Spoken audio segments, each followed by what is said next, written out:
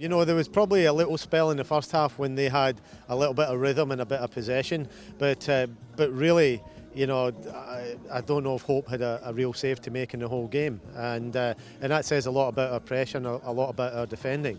At the same time, you know, I thought we did exceptionally well by winning the ball and really counter-attacking, and even in the first half probably could have scored 4 goals in the counter-attacks.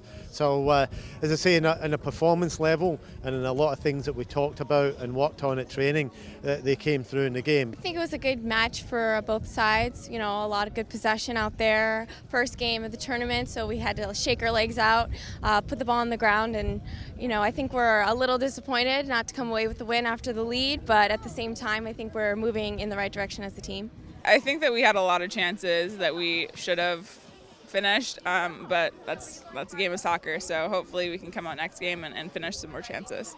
I think that our offense a lot of times starts with our defense, and I think that in the first half we sort of were maybe a little bit conservative and sort of maybe over-respected the Japanese possession, and in the second half we won the ball up higher on the field, and that allowed us to create chances offensively and on attack. So it really just stemmed from good defense, I think. I think we were trying to swing the point of attack a little bit more than we typically do, as we usually play really direct, and I think that opened up some spaces. And we created a good amount of chances in front of the goal, some quality chances, and I think that that's really good for us.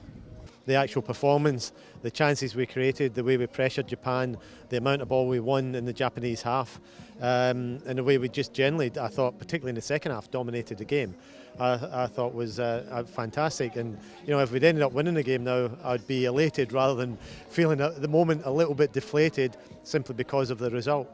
I think the center back just played to the goalie, and the goalie kind of just took a touch and looked to play someone. I thought I could get it because she was very lackadaisical, so I was like, okay, I'll pounce.